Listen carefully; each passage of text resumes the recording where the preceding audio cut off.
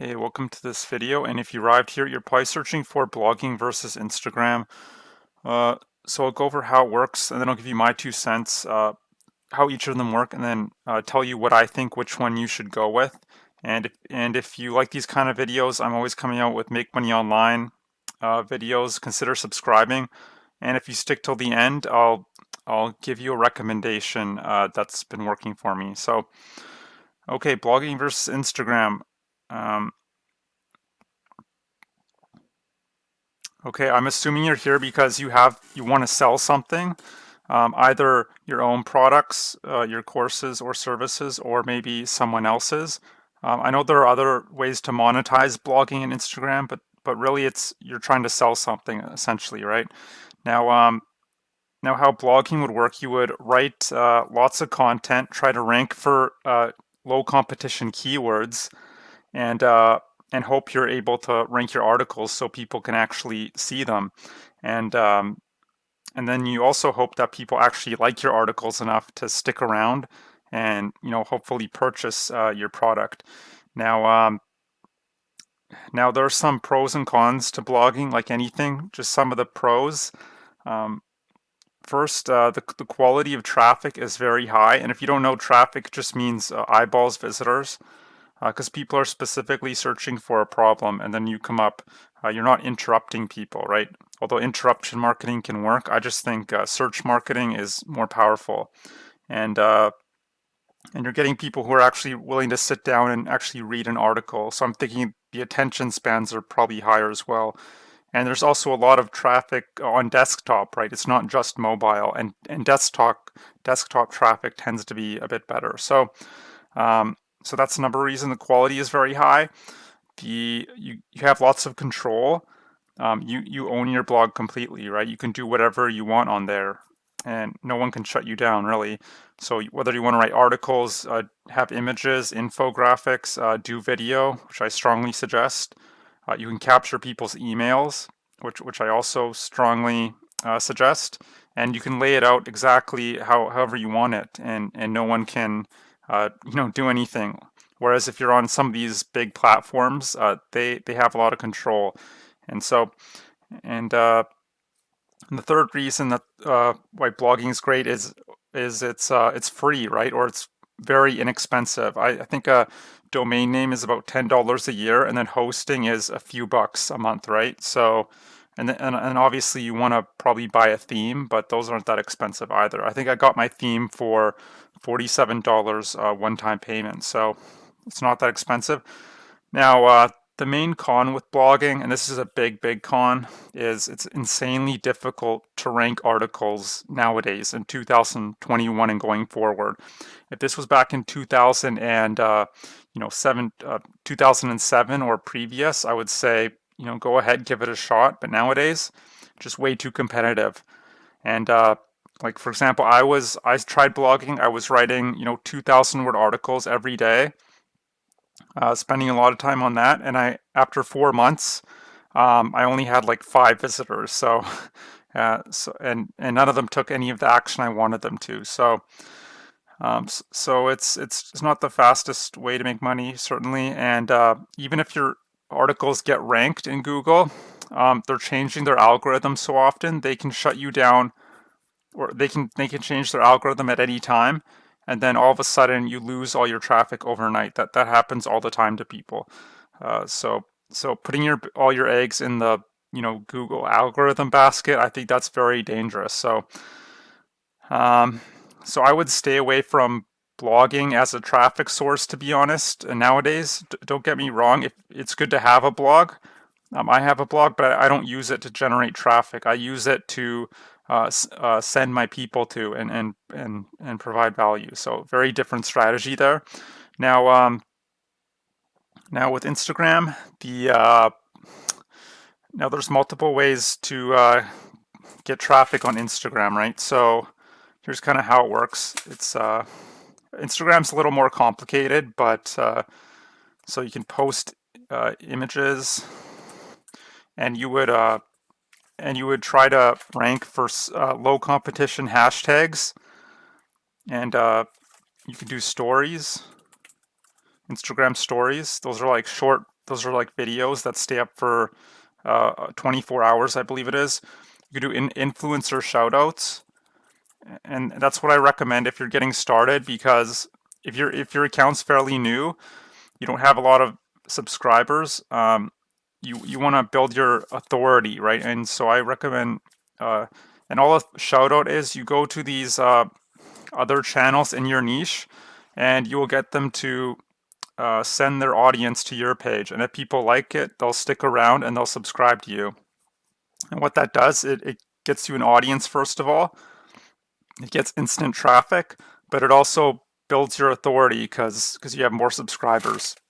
And it also, so that'll allow you to rank for more competitive hashtags as well. So you're kind of killing two birds with one stone. And then the last way, which is really powerful nowadays, is called Reels. And all Reels is, it's like Instagram's version of TikTok. It's very short videos, and you could edit them in Instagram. You can chop them up however you want, have some music in the background. And apparently the organic reach is very good right now, because hardly anyone's on there. They're all on TikTok.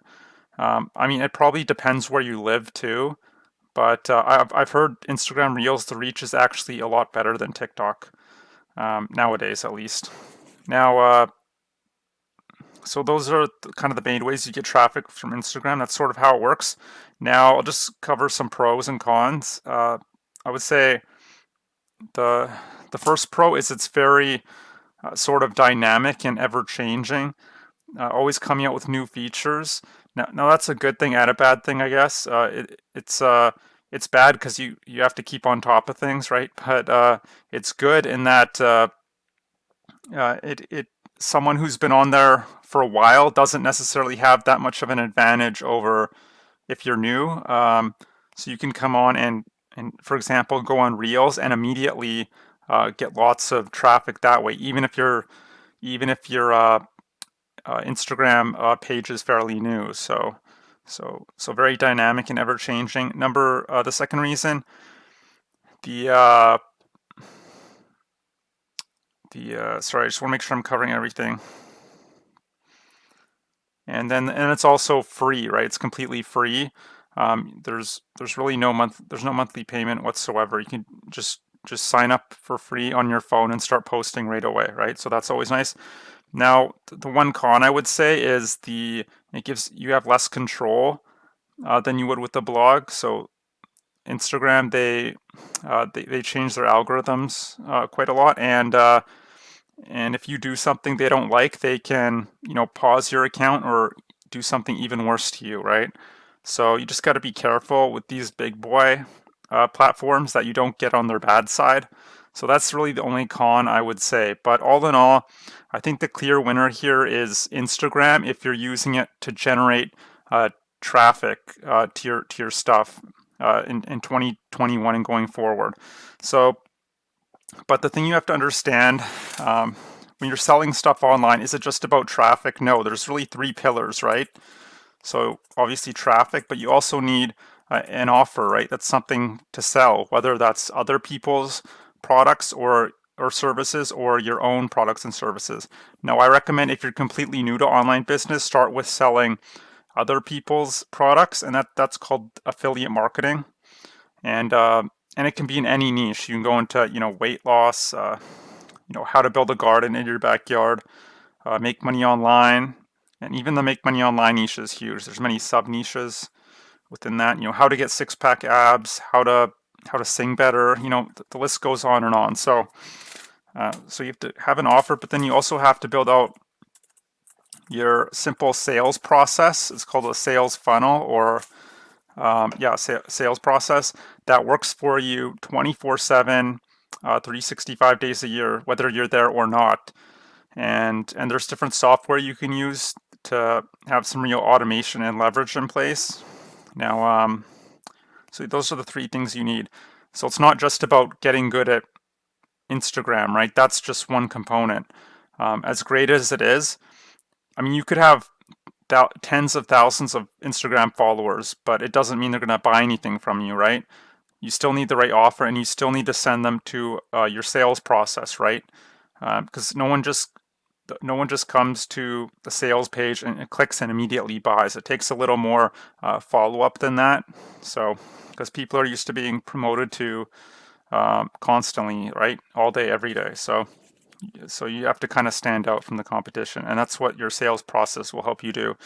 Now, and it just gives you more control, right? Get people off the Instagram platform and kind of bring them into your universe.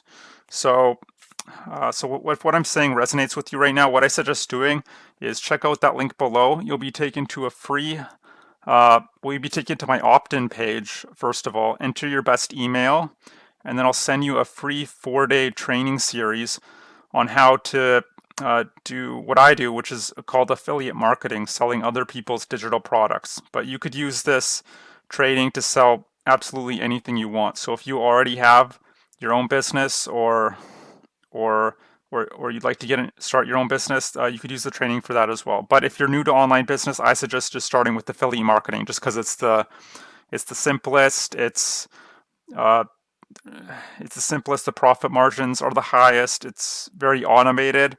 And it's the one business model I found where you can really be a solopreneur. So just one guy or woman on your laptop making really good money. So